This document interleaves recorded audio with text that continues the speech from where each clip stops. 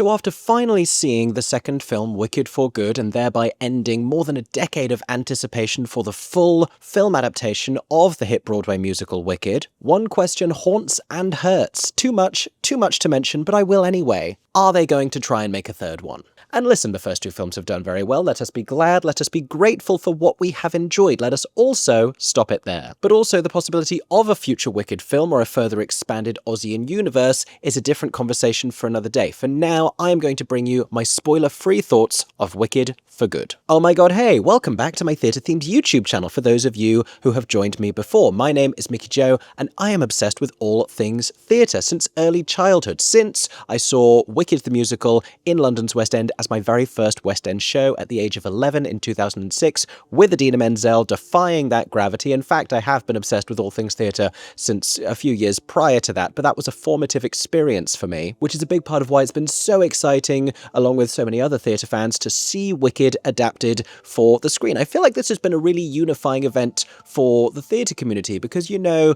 there are like fans of Heathers, there are fans of Hamilton, but Wicked on screen has kind of brought a great many of us together, both, you know, the theatregoers of years past as well as the new generation of theatre kids. I feel like everyone has been able to be at least a little bit excited about finally getting to see these witches on screen. Now, as well as a theatre fan, I am also a professional theatre critic. For those of you who don't know me, here are the credentials real quick. I see theatre in the West End or on Broadway or elsewhere around the world around 5 times a week. I see hundreds of shows every single year, and I review them here on social media. I have seen Wicked the musical upwards of a dozen times in the West End, on Broadway, on its North American tour, in Canada, and a non-replica production in Sao Paulo, Brazil, meaning I have seen it in 4 countries, 3 continents. Numbers which it is only a matter of time before I improve. And now this week, after attending an early screening of the film, courtesy of Amazon Prime, and really courtesy of my friend who got us tickets, I have now seen the entirety of Wicked on screen as well. And I'm going to tell you about it, but not all about it, because this specifically is going to be an entirely spoiler-free review of the film. We are not going to talk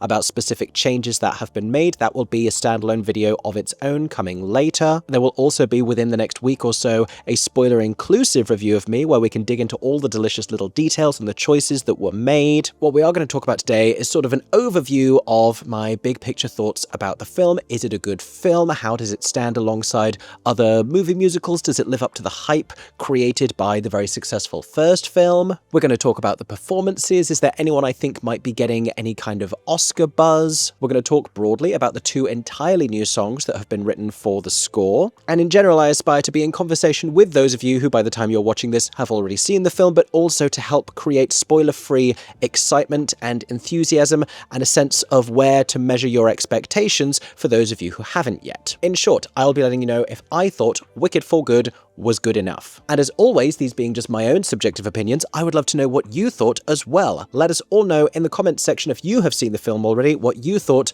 of Wicked for Good. Now, who can say if I've been changed for the better, but because nearly 100,000 of you subscribe right here on YouTube, as well as listening on podcast platforms and checking out my content across other social media apps, I have indeed been changed for good. And if you don't yet subscribe here on YouTube, I would be very grateful. Plus, it means that you get to stay up to date with all of my super regular theatre-themed content. You're not seeing my usual backdrop behind me right now because I am away for 2 weeks in New York seeing as many newly opening Broadway and off-Broadway shows as possible. There are dozens of reviews as well as vlog content heading your way very, very soon. But in the meantime, while you wait just a clock tick for those, there is literally nothing more important for us to be talking about right now than Wicked for Good. Let us waste no more time. Let's talk about this movie without spoilers.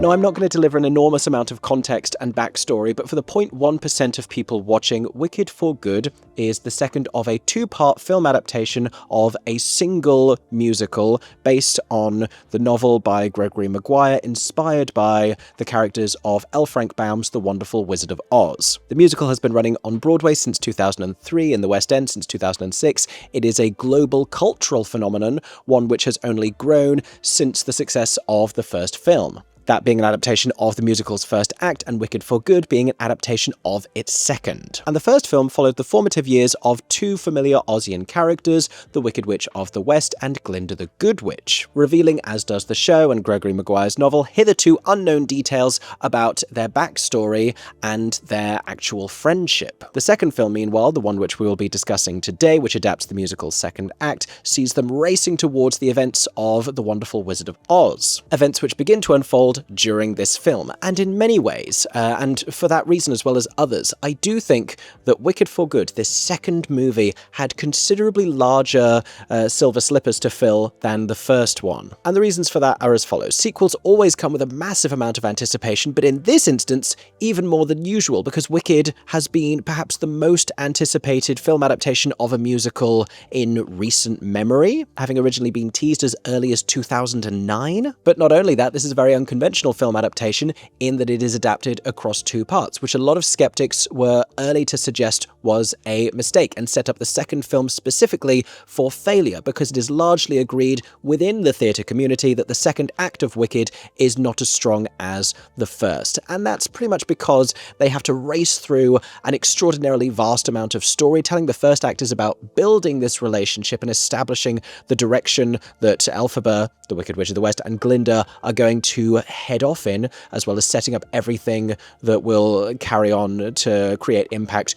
into the second act. But once we get into the second act, an awful lot of stuff has to happen, as well as the entirety of the plot of The Wonderful Wizard of Oz. And so it is very crowded. There's also the reality that in musical theatre, the songs of a show's second act, not always but sometimes, are sort of in response to those from the first act, and the same thing happens in Wicked. There are a handful of moments that nod to or reprise musical moments from the first act, so the score doesn't quite stand as strongly on its own 2 feet when separated. Finally, you have the Wizard of Oz of it all, and all of this expectation, because if non-musical theatre audiences didn't know Wicked, it's very possible that they will know the Wizard of Oz, and they have all of these expectations about how exactly we are going to encounter that in this film. All of which is a very long-winded way of saying that Wicked for Good had an awful lot to measure up to, and an awful lot of challenges to begin with. I still think, here is my verdict, that it is an incredibly strong movie musical.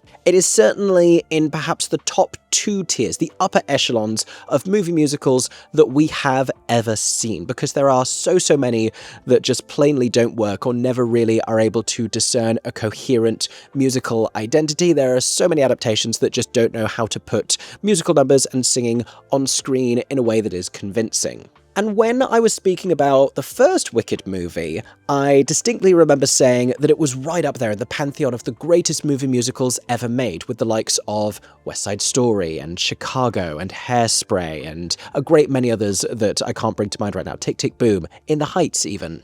And I would say that Wicked for Good sits just below that tier of movie musical. It is still very strong. I think it lives up very much to the legacy of the first film. I love that they were filmed in tandem because they are so clearly linked. There is no sense of separation between the two. All of it was filmed at the same time, so in terms of continuity, everything just makes sense. It's going to make for really satisfying marathon watching when people are finally able to do one then the other, which some screenings are actually doing this week. Very fun. I can't wait to do that on a plane personally. Or, alternate idea, you watch one flying to your destination and you watch another one on the return flight. I'm just putting it out there. You may defy gravity as you wish. But I definitely feel that Wicked is worthy of the hype of the first film, if perhaps not quite as strong. I don't think it stands as confidently as a standalone story as the first one did. It feels very much like a sequel, and, you know, as successful as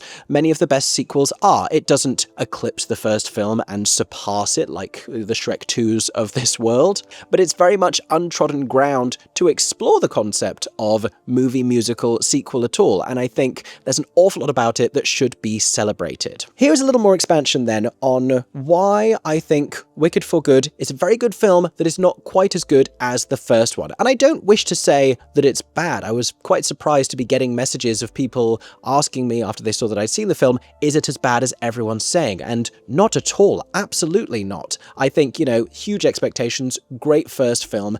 This one has inherent differences and other challenges, not just the way the second act is written, but also the setting of each film does an awful lot to dictate the tone, because we said a year ago, after I watched the first one, and many other comments agreed with this as well, it felt like a high school or college enemies to friends comedy film, but because that's essentially what it was, but with very soaring, epic, aspirational music. But so much of that film was about the softening relationship of Elphaba and Glinda in this academic setting, and so it felt like that kind of a movie, and that's not where we are in the second film. In the second film, all of that has already happened. We pick right back up, and we are following the two of them and the choices that they have made for themselves, and what that means about the lives that they are going on to lead in this authoritarian political regime. And because we focus an awful lot on the politics of Oz, and because Elphaba is, as was established at the end of Defying Gravity in the first film, the main adversary to all of this, who is flying around on a broomstick and capable of magical powers, it feels like a political movie, but even more so like a political superhero movie. And it makes sense that it would, because we're spending so much time doing Elphaba versus the Wizard. We have some extended sort of action sequences and an awful lot of flight. We have the culminations of origin stories and backstories that were teased and established in the first film. But that setting and that tone is a more grown-up one. It's a less adolescent and whimsical one than in the previous movie. And so it makes sense that this would feel really different. Here's another interesting thought about it, and this has to do specifically with the score. Now, I will eventually talk about those two new songs which have been added, but because the second act of Wicked has so many truncated and interrupted and fragmented musical moments in its songs, this somehow, for the first half of the film at least, and then sort of overall, felt like less of a movie musical with a capital M than the first one did. And it makes sense, because in Wicked 1, you have the whole no one mourns the wicked opening, epic, extended, still there are dialogue interruptions, but you hear an awful lot of music at the beginning, and then you have these entire songs, the likes of What Is This Feeling, and The Wizard and I, and Popular, and Dancing Through Life, in great proximity to each other.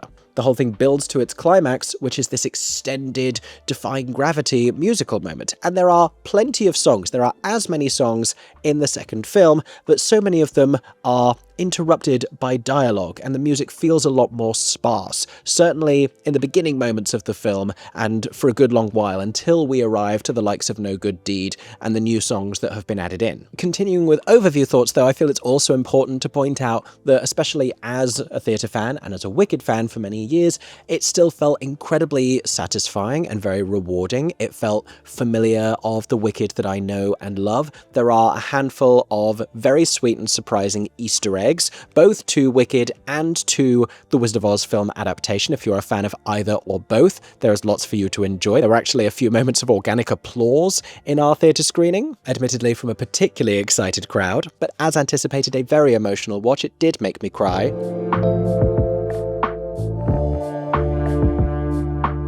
The performances remain very strong, exactly as strong as I think they were in the first film. There's an interesting shift in character thrust, and this ties in a lot with a conversation about how we take the second act of Wicked and adapt it for the screen, because, as I alluded to before, it needs a little bit more work and care than the first act. It's also shorter, and what was so great about the first film was it took this perhaps rushed narrative and it didn't add in entirely new songs or entirely new scenes, it just expanded. It felt sort of surreal to watch this thing that was usually half the length and feel as though, nothing ostensibly that new happened, but everything just had a little bit more room to breathe. And Jon M Chu and the writers added in so much more depth and nuance into each of these moments, and in terms of the care of steadily building the this relationship and building these characters. And the same thing happens in the second act with a couple more entirely new moments, largely care of the new songs that have been added, one for Elphaba, one for Glinda. But also, if the first film felt like more of an Elphaba movie in which Glinda could just about be justified as a supporting character,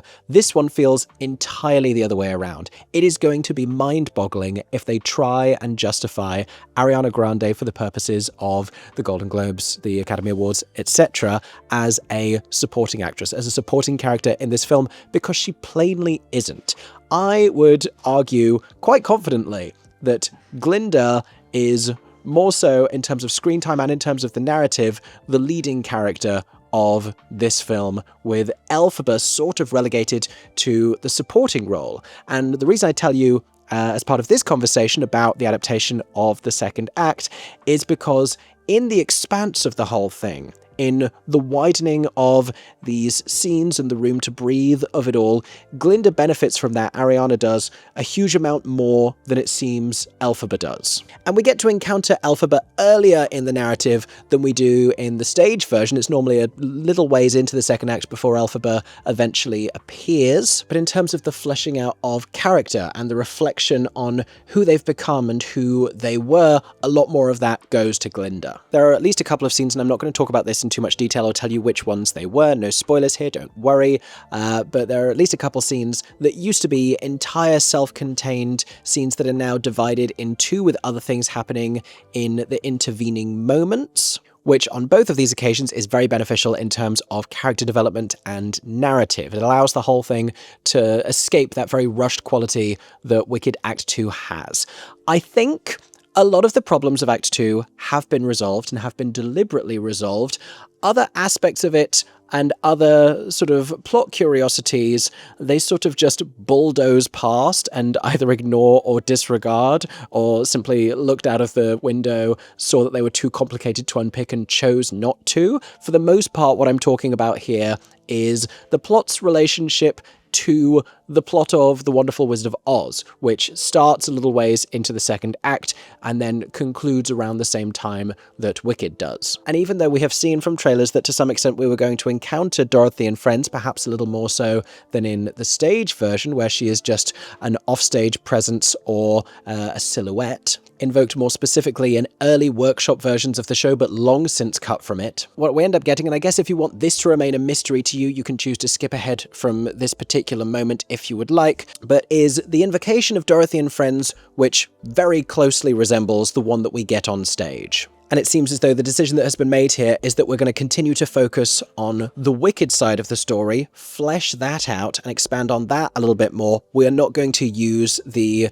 added runtime in order to show you a little bit more of what Dorothy and friends are getting up to, even if it seems like that might be intriguing and or pertinent and or a way to answer a lot of long-held questions. But that is all I'm going to say about that for now. Let's next talk about the themes of the film and the ideas that we are talking about here, because a lot of people who didn't know Wicked realized as the first film was being released that this had a little something to say about politics and, you know, had a lot of comparison, perhaps accidentally, to the current political situation and the rise of fascism globally. And Wicked for Good is undeniably a political film. It's not the most nuanced in its politics. What we're really talking about and depicting here is the concept of a regime clinging to power by way of this cult of personality. And we see an awful lot of how they use propaganda as a tool to do that, and fear-mongering and scapegoating.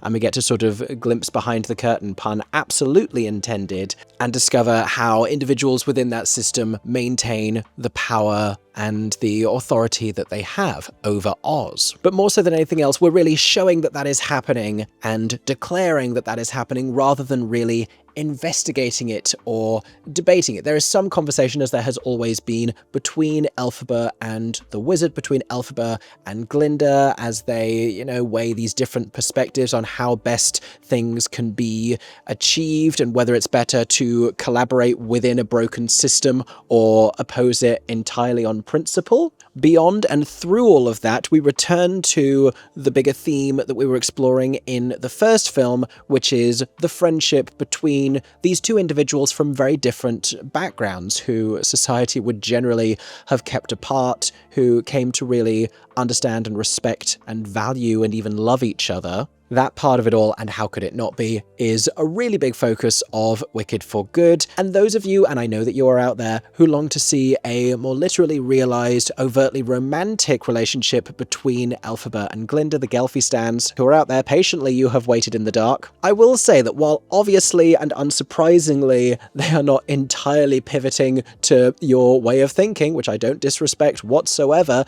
they are certainly putting a little something down that you can choose to pick up should you wish to. I think the Gelfie stands are going to be not altogether nourished, but a little more fed than you might be expected to be by this film. As with the first film, we are still spending an awful lot of time talking about the plight of the animals in Oz. More focus on that in the film than in the stage show. It's also just easier for us to meet a wealth of other animals than it would be on stage. The one thing that we kind of lost sight of, I think, is Elphaba and her identity and how she feels about being the green girl and this very othered quality that was so beautifully explored in the first film, with beautiful parallels drawn between that and, real world racism. But in the face of everything that she is experiencing throughout Wicked for Good, that kind of fades into the background a little bit. Back briefly to the politics of it all, both of the new songs in their lyrics kind of refer to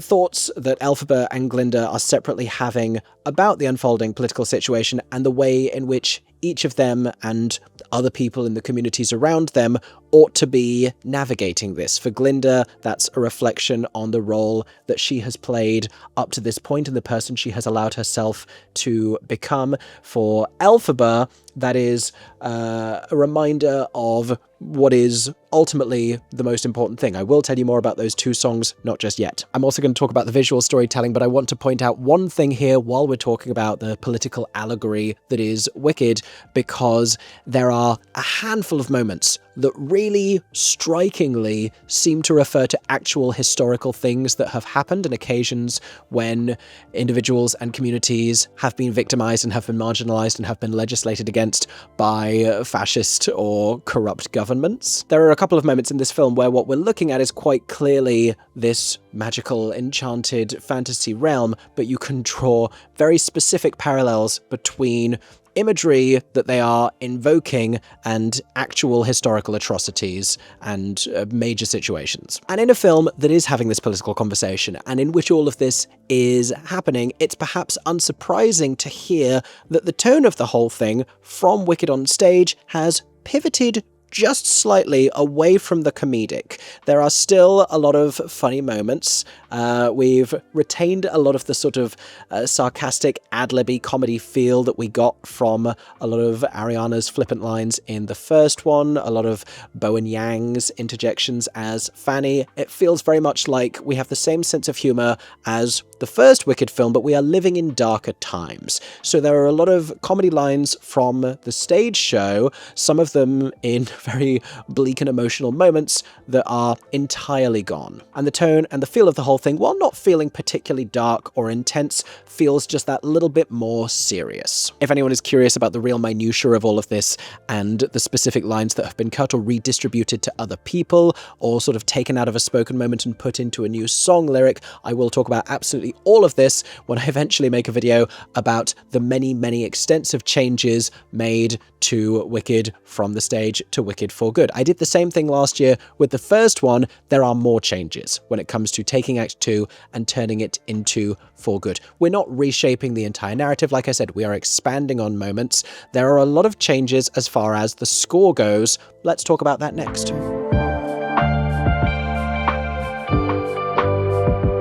So this is where, after foreshadowing it on multiple occasions, I'm going to tell you about the two new songs. And I don't think it's a spoiler to tell you where they are coming. This has already been kind of made publicly available. It's possible you may just want to skip this entire section. Before we get on to them, I will say that there was very little, very, very little in the first film by way of new music or new lyrics. There are so many in this film. And we knew the new songs were happening, but even in the introductory moments of the film, we were hearing new music or perhaps reprise moments that we weren't necessarily expecting. There are multiple songs in this film that have musically and lyrically rewritten first verses and introductory moments, which I was altogether stunned by. There was one song in particular that we just went such a long time before we got to a part of the song that we recognized for the stage version. I was like, I didn't know this was happening. What's going on right now? For the purists among you, there are also plenty of songs, and I would say the more major and the more popular songs,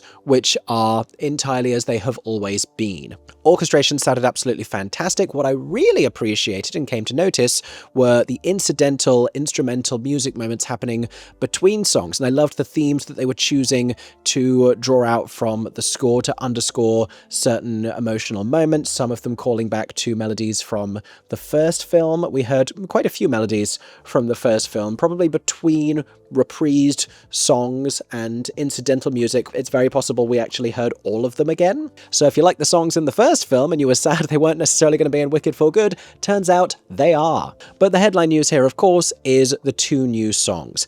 And without putting a downer on the whole thing, I would say that Golden from K-pop Demon Hunters remains uncontested as far as the Academy Award for Best Original Song goes, which, for anyone who is paying attention to the history of this award, ought not to be a surprise. There is, I think, one movie musical in history that has gone from stage to screen and added a song and subsequently won the Academy Award. There are so many that try and do this. Les Miserables added a song. Into the Woods, I can't remember if it got cut in the end, but so many have added songs for the screen adaptations. Hairspray did this, and only Evita, I think, has ever actually managed to win an Oscar by doing that. I think it's pretty safe to say at this point that Stephen Schwartz and Wicked for Good will not be joining them. And it's not that the songs are bad. I would say that they don't really emerge within the Wicked score. The defining musical moments of the second act are the ones that you're already expecting to be the defining musical moments of the second act, and neither of these are written to be particularly impactful or show-stopping numbers. They are both quite sedate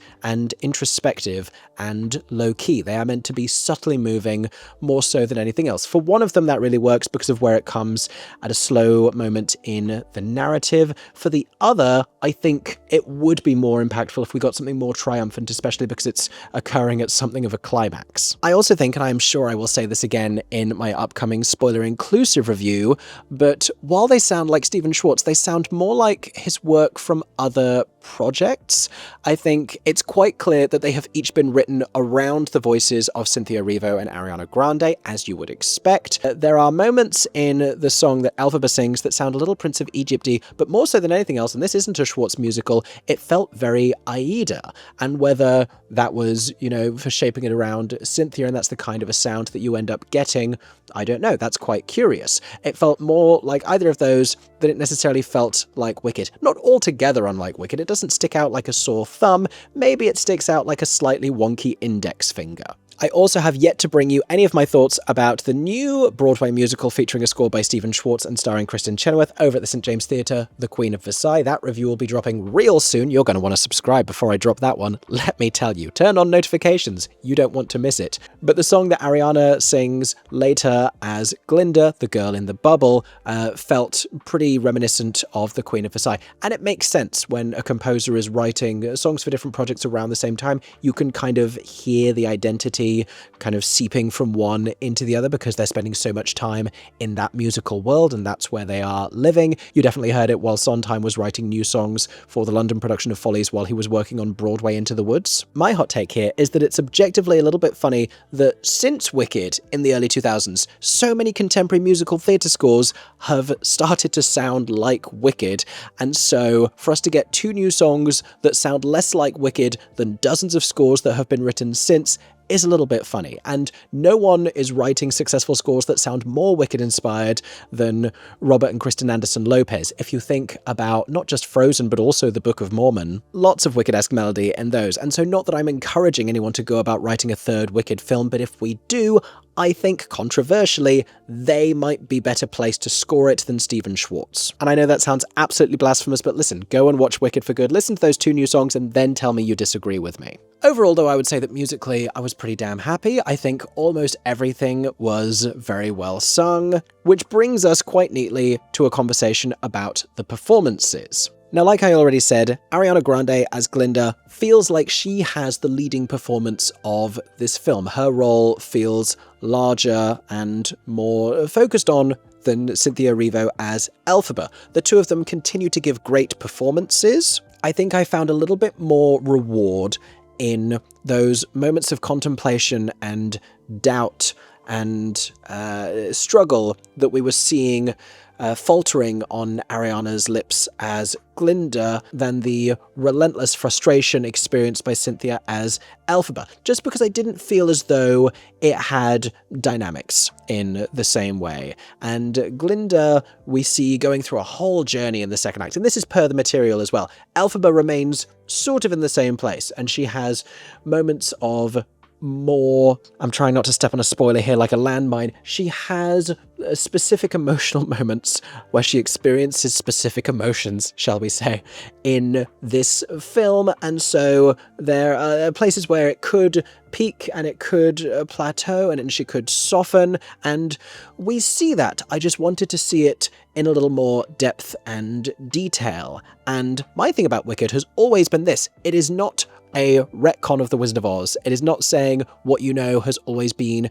completely and entirely untrue. It's not saying she was never wicked. It's saying this is how she got so wicked, and this is what happened to her to bring her to that place. All of the tormenting of Dorothy in The Wonderful Wizard of Oz isn't necessarily not taking place in Wicked. There is just a moment in the show where she's like, you know what, fine. And in that moment specifically, I really wanted to see this rage and this utter breakdown and this very distraught, helpless, giving up quality. And it felt more so like we were just getting a similar kind of frustration that we had been seeing throughout the film thus far. And it was more Defying Gravity 2.0, where I think it could have gone further and been more. Now, there's so much about performances I can't say here because I don't want to talk about spoilers. There are a lot of supporting characters from the first film who get to continue and take their characters in exciting new directions. Everyone has changed, everyone has evolved since their time at school together. Jonathan Bailey remains swoon-worthy, is the professional adjective that I'm going to use there. I was more of an apologist when it came to Jeff Goldblum as the Wizard and Michelle Yeoh as Madame Morrible circa the first movie, both performance-wise and vocally. I am finding myself succumbing more and more to what I think is the prevailing popular opinion about each of them, that Goldblum is just a little bit too Goldblum as the Wizard. That continues into the second movie, and Michelle Yeoh, I didn't have a problem because the vocal moment in the first film was so brief. There are more vocal moments from her that I found to be more disappointing in the second film. A lot of strange decision-making happened around that. I'm also not going to tell you absolutely everybody else that we encounter. There were a couple of really fun cameo moments in the first film, and there aren't, you don't have to keep on your guard for anything like that happening in this one unless I missed them entirely. It is possible to spot a great many terrific, mostly British musical theatre performers in crowd scenes and with a couple of solo lines, but they're not meant to be people particularly linked to Wicked. It's just individuals who worked on the film. Marissa's adapted material as Nessa Rose is a conversation that I really want to have in the spoiler-inclusive review and the one about the changes, both of which will follow this. But I will say, for anyone who has been paying attention to what has been said about shifts within Nessa's storyline, and some of you may not have any idea about this, which is absolutely fine. I understand why the changes were made. I respect the changes that were made. I don't know that I thought the way that they were depicted, I think there was a way that it could have made sense. What they did didn't work for me on any kind of an emotional or storytelling level, really. What I did love and thought was pretty great, better even perhaps than the first film, was a lot of the other visual storytelling and the design elements. Let us conclude by talking about those.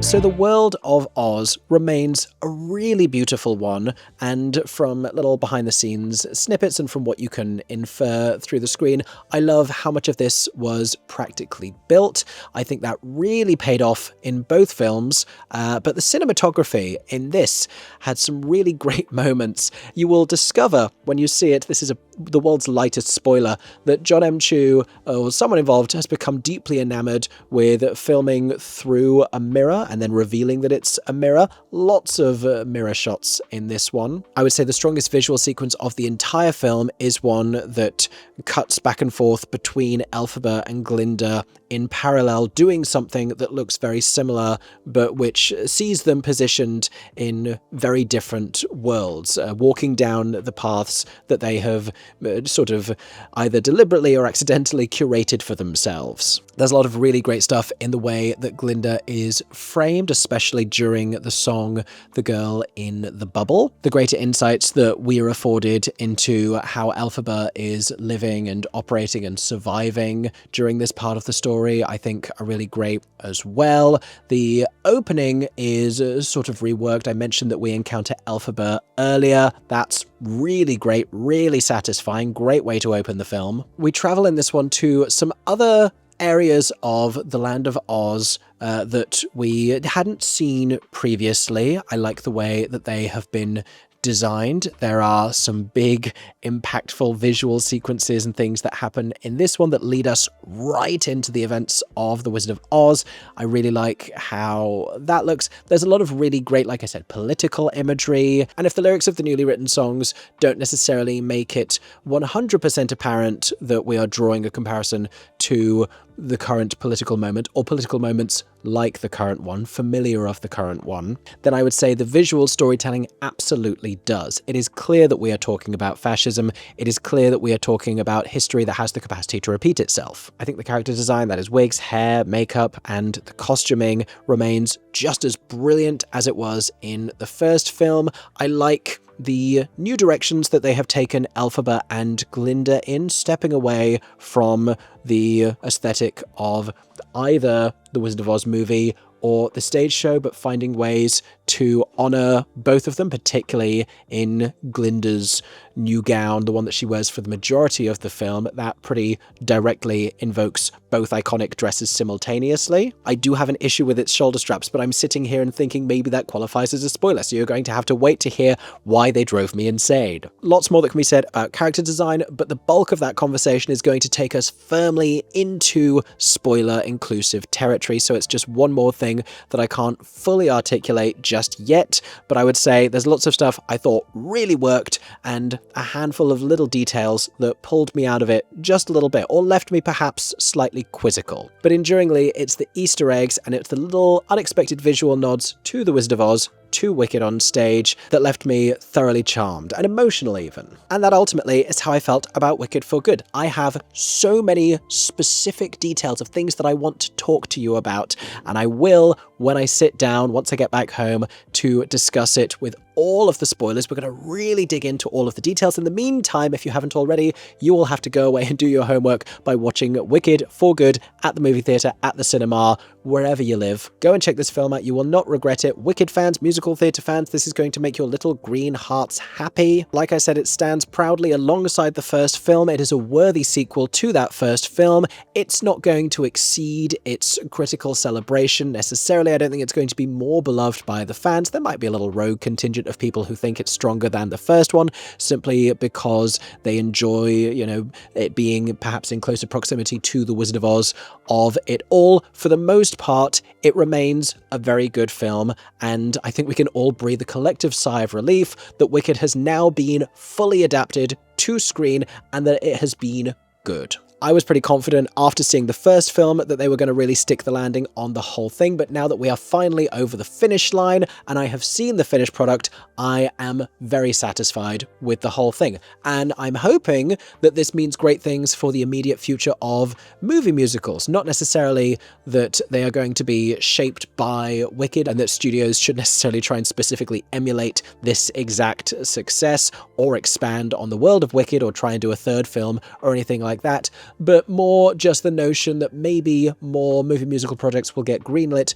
because of the critical and commercial success of Wicked. Of course, as far as its enduring legacy goes, I am so curious to see what that looks like, and a big part of that is finding out what you all think in the comments section down below. So for those of you who have already seen Wicked for Good, let me know what you thought of it. Let all of us know what you thought of it in the comments. And as I mentioned just a few hundred times in this review, there will be a second review coming from me very, very soon that talks about all of the spoilers. We're going to talk about specific lyric changes. We're going to talk about so many things I am desperate for you to find out about so we can discuss them. Subsequently, there will also be more Wicked for Good content. I definitely want to sit down and talk about all of the changes and the impact that they have.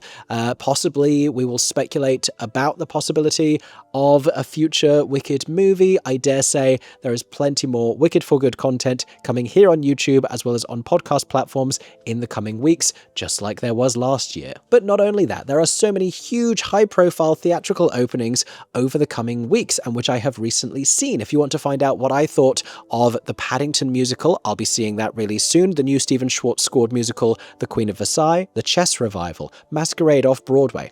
I have seen so much great theatre recently. I am very excited to tell you about it. So you're going to need to make sure that you're subscribed right here on YouTube with the notifications turned on so that you get an update every single time I share a new video, or if you would prefer, go and follow me on podcast platforms. I have been Mickey Joe. Thank you so much for listening to my thoughts, and as always, I hope that everyone is staying safe and that you have a stagey day. For 10 more seconds, I'm Mickey Joe Theatre. Oh my god, hey, thanks for watching, have a stagey day. Subscribe!